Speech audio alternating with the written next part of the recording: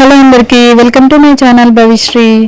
మీ అందరూ ఎలా ఉన్నారు? మేమైతే చాలా బాగున్నాము. సో ఈరోజు నేను మా పాప కలిసి మా బ్రదర్ వాళ్ళ ఇంటికి అయితే బయలుదేరాము. ఎందుకంటే నేను వెళ్ళిన రోజు అయితే రాఖీ పౌర్ణమి అన్నమాట. సో మీ అందరికీ కూడా రాఖీ పౌర్ణమి శుభాకాంక్షలు. తీరా అక్కడికి వెళ్ళిన తర్వాత మా అన్నయ్య వాళ్ళ అపార్ట్మెంట్లో తెలిసిన పిల్లలు అయితే ఉన్నారు, వాళ్ళకి కూడా మా పాప చేత అయితే రాఖీ కట్టించాను. ఎందుకంటే మా పాప పుట్టిన తర్వాత అసలు ఎప్పుడు రాఖీ సెలబ్రేట్ చేసుకోలేదు. తనకి చాలా ఇష్టం అన్నమాట.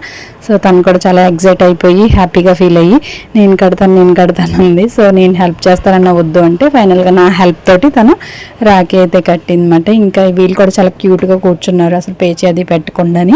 వీళ్ళిద్దరూ బ్రదర్స్ అన్నమాట. సో వీళ్ళకి కట్టి తను కూడా రాఖీ సెలబ్రేషన్స్ అయితే చేసుకుంది. ఫైనల్గా ఇలా హారతి అది ఇచ్చి స్వీట్ అది తినిపించింది అన్నమాట.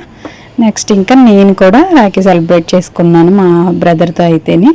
బ్రదరు అండ్ సిస్టర్ రిలేషన్ చాలా బాగుంటుంది.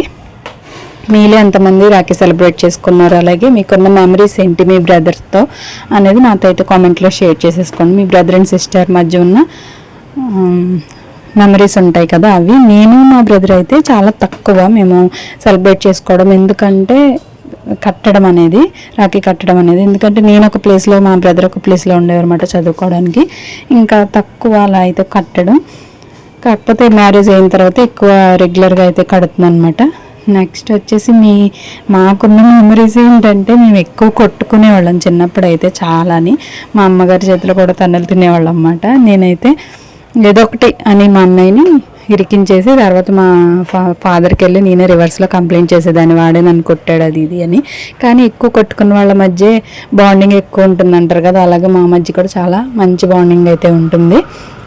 ఫైనల్గా ఇలా అయితే మేము రాఖీ సెలబ్రేట్ చేసుకున్నాము. మీకు వీడియో నచ్చితే కనుక లైక్ చేసి షేర్ చేసి తప్పకుండా సబ్స్క్రైబ్ చేయండి, అలాగే సపోర్ట్ చేయండి. Okay friends, bye.